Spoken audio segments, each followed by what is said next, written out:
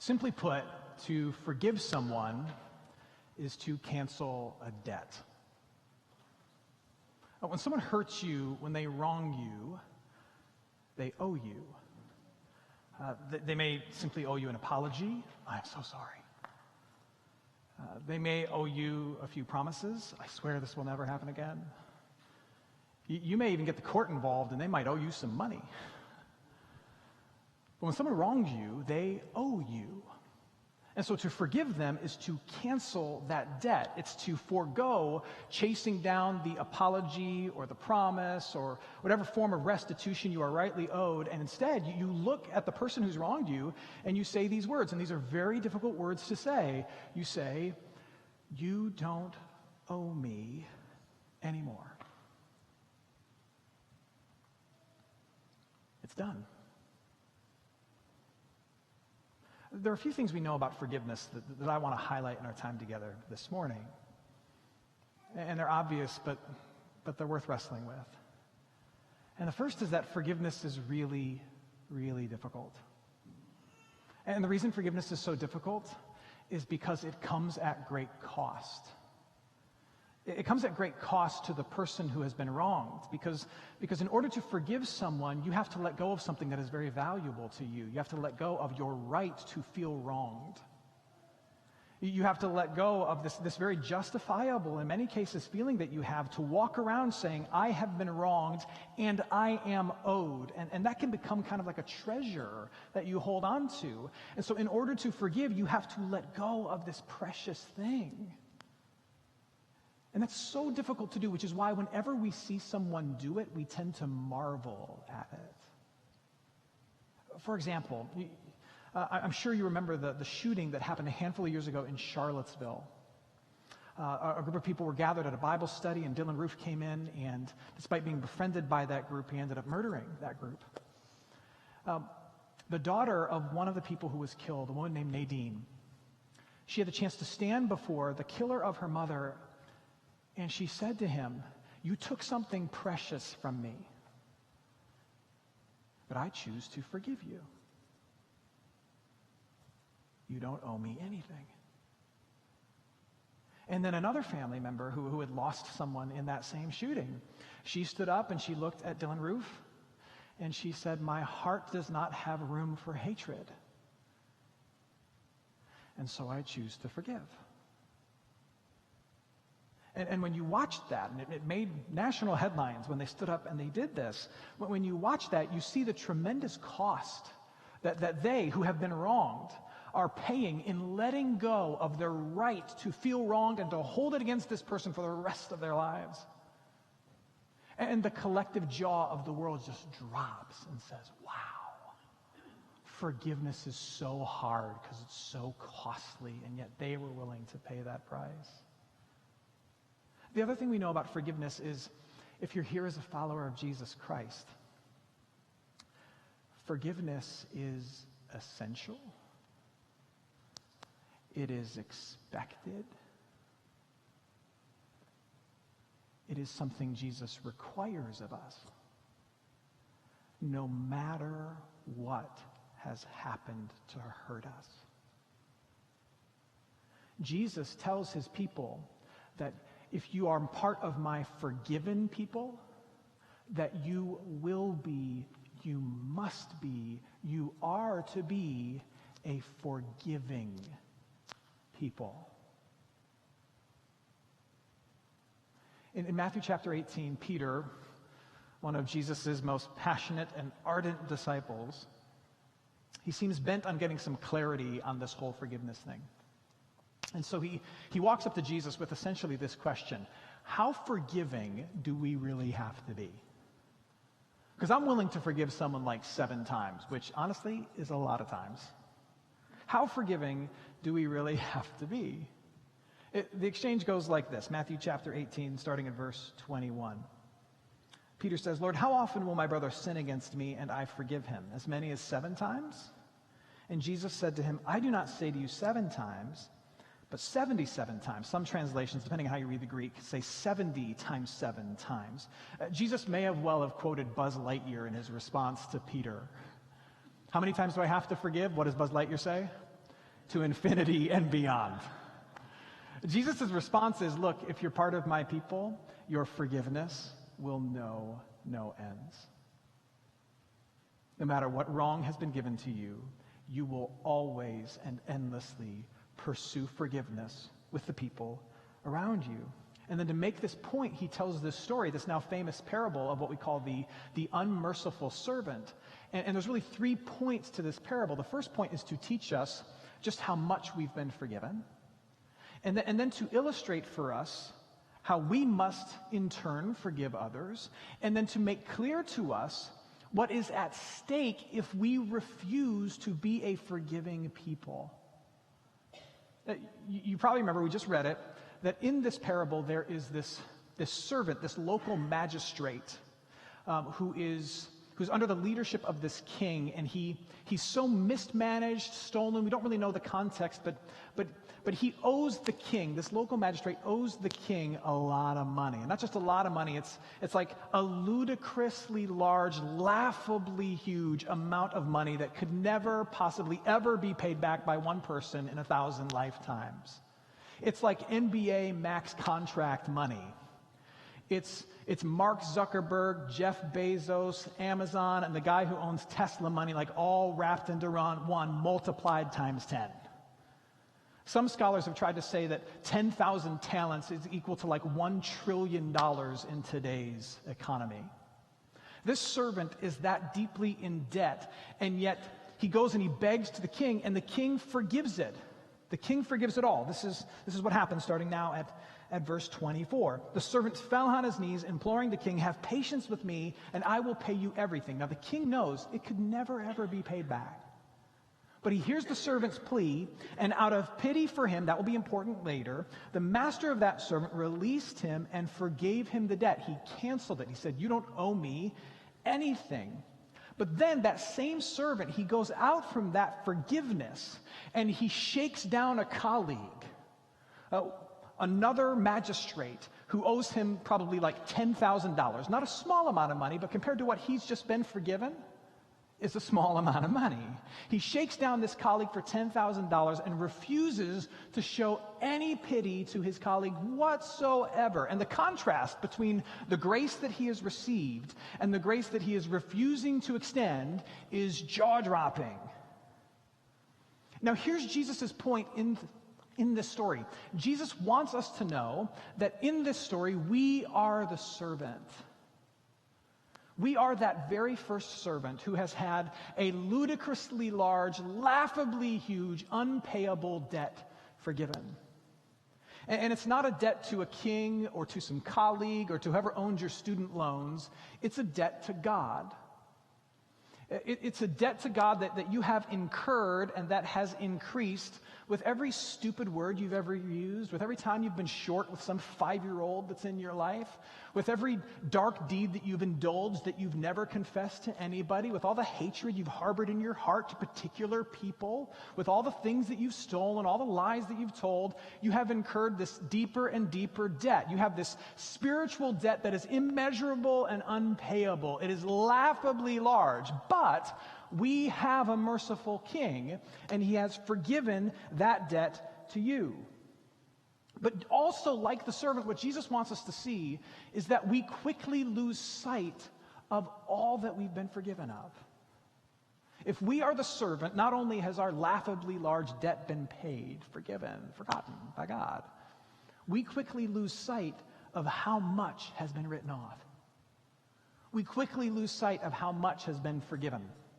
The famous Russian author, Fyodor Dostoevsky, he says that perhaps the best definition for mankind is this: the ungrateful biped.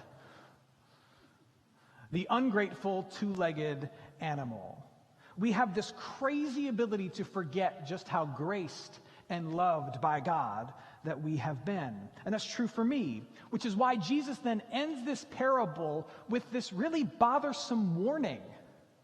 He says, if you who have received such immeasurable grace refuse to extend that grace, if you who has been forgiven this unpayable debt refuse to forgive the relatively minor debts around you, you risk being put back into your debtor's prison that you deserve. Those are harsh words from Jesus. In fact, let's read them. I mean, there's no getting around them. This is not nice, cuddly Jesus that you put on the Christmas card.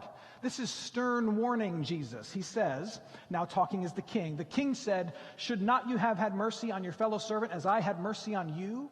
And in anger, his master, the king, delivered him to the jailers until he should pay all of his debt. He couldn't pay all of his debt. It was a life sentence. Now, Jesus is speaking as Jesus now to all of his followers, to you and to me. Mark these words.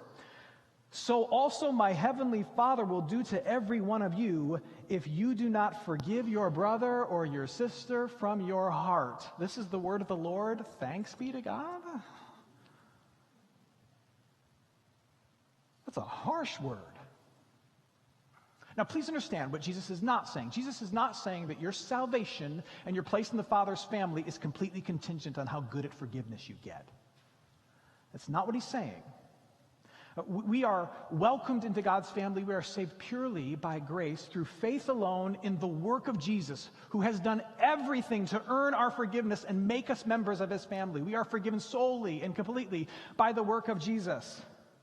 Jesus' point is this, that as your faith in him takes root in your heart, you will be a forgiving person. Forgiven people forgive people. Forgiven people, as that takes root in your heart, what do? They can't help but forgive people. And Jesus is saying that if you refuse to forgive somebody else, if you refuse to offer someone else the same grace that has been given to you, you are refusing to walk and live in the grace that has been given to you. That's what Jesus is saying. And refusing to walk in and live in the grace that God has given to you is a very dangerous place to be. Now, Jesus, in this parable, he uses an analogy of prison to talk about the after effects of refusing to forgive. And I think it's a very helpful analogy for us to use, so I want to press a little deeper into it. Jesus is essentially saying that when you refuse forgiveness, you are locking yourself up in prison. And you are cornering yourself off from the life that God has actually wanted you to live. The reason he saved you is to be free from the prison of unforgiveness. But when you refuse to forgive someone else, you are locking yourself up first and really foremost in a spiritual prison of sorts. I mean, Jesus pulls no punches. He says, if you refuse to forgive other people, you are risking eternal punishment. That's basically what Jesus says. It puts you at odds with God. And it means you are walking out of step with the very grace that he has shown to you. And that's a dangerous place to be. You risk spiritual imprisonment. But to refuse to forgive also puts you in like this relational prison. And I know that you've felt this. Someone in your life has wronged you in either a big way or a small way, and because you've not forgiven them and you've never dealt with it with them, it's like this cloud that hangs over your relationship.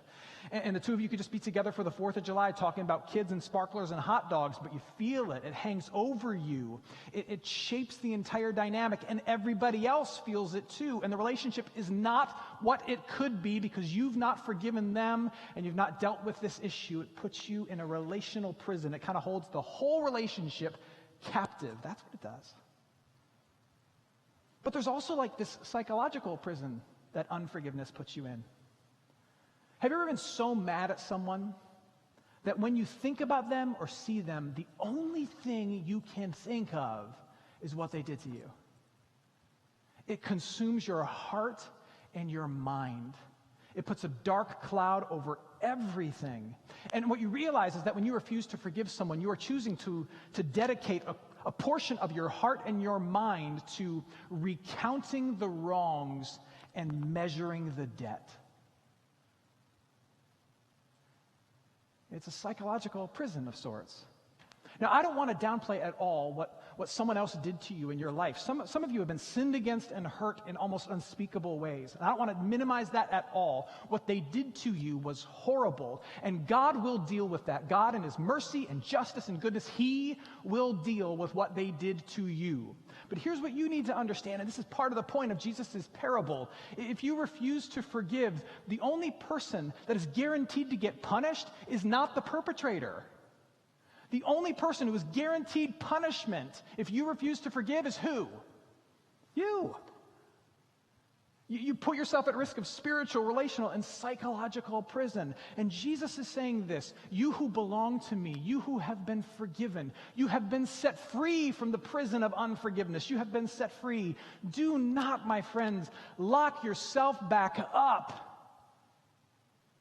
by refusing to cancel the debts of others. Forgive your brother, your sister from your heart. Now you might be thinking, great, I will do that. How do I do that? Well, I will preface it by saying it is not at all easy. It's a lifelong process. But again, from the parable, I think we can surmise a handful of things. Forgiving someone from the heart as you have been forgiven. First, and I mentioned it already, it means absorbing the cost, embracing the cost of forgiveness. Here's the thing about debts. Here's how the real world works. Debts never just disappear. Somebody always pays for them. When we're talking about sin, it's either the person who's been wronged, they either absorb the cost, or the person who's done the horrible deed, it is exacted and extracted from them.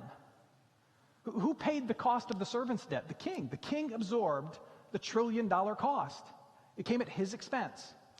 So here's how it works when forgiveness happens. If you're going to forgive someone, you are embracing the cost to forgive them. You are embracing the fact that you have wounds that you will carry with you forever. You are embracing the fact that even if they wanted to repay you and erase it, they could never pay enough or make it go away completely. You are letting go of the justifiable right that you feel to remind them of everything that they did, to curse them in your mind, and to color everybody else's view of this person. You're letting go of that. You're releasing retribution to the Lord, and you're saying, that is costly to me, but I am embracing that cost. You're absorbing it rather than exacting it from them. That's the first piece. The second thing that we do is that we choose to see their humanity. And this ain't easy. But we choose to see that the person who hurt us is a sinful, broken person in need of mercy, just like us. In the parable, it says that the king was able to have mercy on the servant because he took pity on the servant. The Greek word there means deep, personal compassion. There was this famous study done years ago about anger that leads to bitterness. And what the researchers found, what the psychologists noted, is that in people who have become entrenched in bitterness, they have the same habit. And the habit is this: they make a characterization, a caricature of the person who wronged them, and they focus on that caricature of the person rather than the reality of the person, which allows them to stay angry and become bitter about the person. You ever had a caricature drawn of you at like the county fair? They're never beautiful, are they? What they do is they take the characteristics that you hate about you and they exaggerate them and they draw this funny picture of you, and then you show it to other people and they're like, that looks just like you. And the same thing happens with people who've wronged us. We take the thing that they did to us, we take the worst attribute about them that made them do that thing, and then we overinflate it, and then whenever we look at them, it's all that we see, which then allows us to feel continually justified in our hatred of them and our desire to exact something from them and to feel wronged by them. So, for example, somebody in your life lies about you, and they shouldn't have done it. It was horrible. They said some horrible things. And the next time their name comes up, you say this: oh, Ryan's a liar. Well, Ryan is a lot of things, but you focus on the one thing that he did to you. And when it comes to the things that you've done wrong, you want everyone to measure you by your intentions and the context of your entire life. But when it comes to the person who did you wrong, you want to see only the thing that they did wrong to you and view them precisely and solely through that lens. That's how you stay entrenched in bitterness. You dehumanize them. But Jesus calls us to see the humanity in them, and that is hard. And then the last thing you do is you confess your own sins. You confess your sinfulness to the people around you who share your faith. You confess your sins privately in prayer. You come to church each week and you confess your sins and you hear that you are forgiven. And you let your heart be continually melted by the truth that what Jesus demands of you, he's already offered to you over and over and over and over again. You let your heart be melted by the fact that Jesus is the King who has canceled your debt. All of it. At great cost to himself. He's absorbed the cost of his kingdom, the cost of his own life. And he did it because he had empathy for you. He took pity on you. You are pitiable. And Jesus took pity on you, and he entered this world, and he lived our pitiful existence, and he felt our pitiful pains, and he died our lonely, pitiful death, and he rose from it, and he declares us free from it, and he did all of that to you, for you. Lift your eyes from the puddle of pain that someone has caused you and set your gaze on the sea of your own sin that Jesus Christ has absorbed for you. Confess your own sins. Confess your own sins. Feed off of the mountain of mercy that Jesus gives to you. Confess your own sins, and then I dare you try to feel justified in harboring hatred and refusing to forgive somebody else. It is not possible.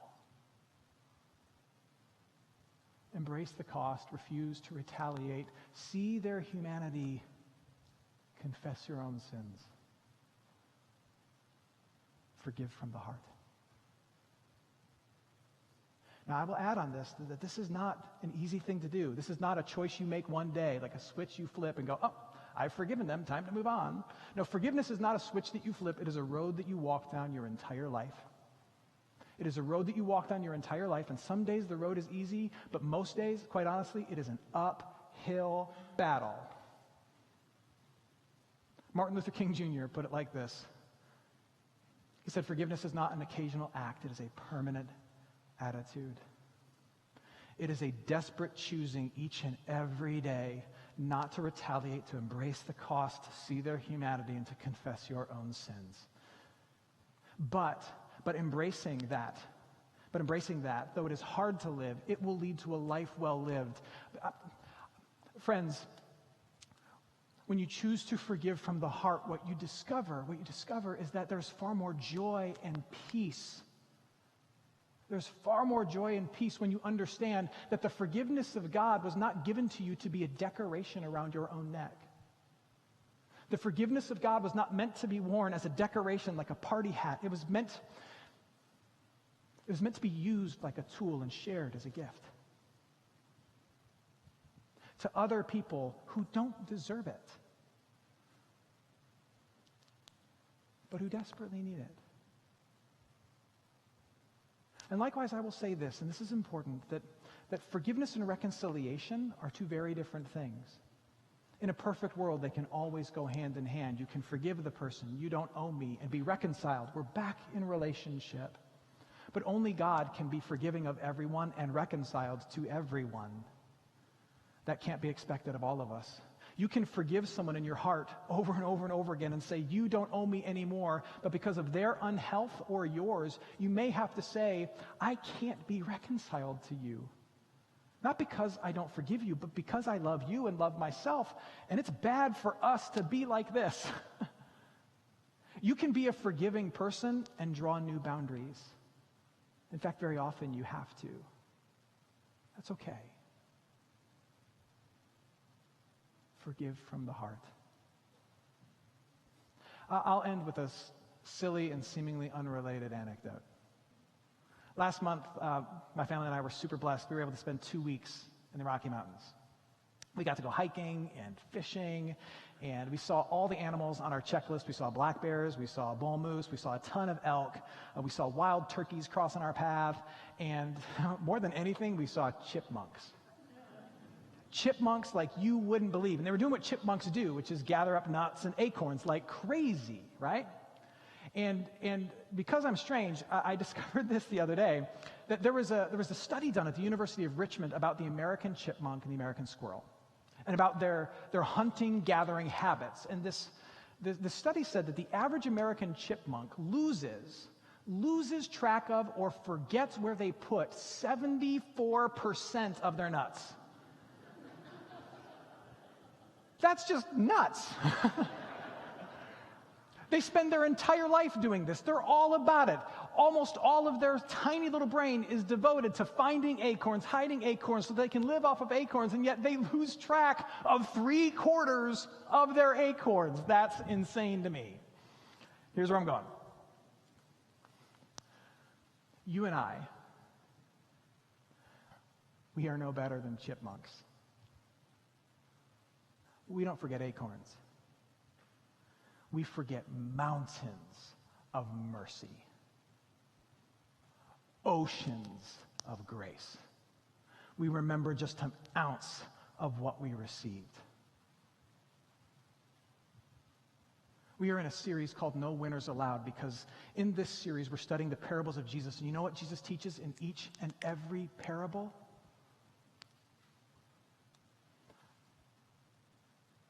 That the worst of us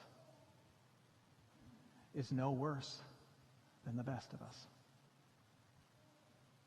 That we are all in desperate need of mercy and grace. That you are no better than the one who wronged you, as difficult as that is to hear. And we are all recipients through Jesus Christ of mountains of mercy. Remember that. Forgiveness is not easy. But you ask me the question, Matt, how forgiving should I be? And I'll answer you with a question. How forgiven have you been?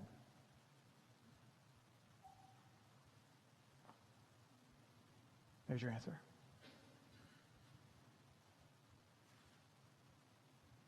You, as a member of God's family, have been given mountains of grace.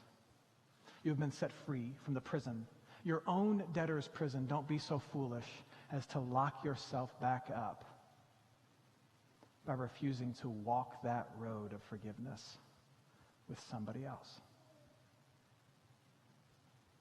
Forgive from the heart.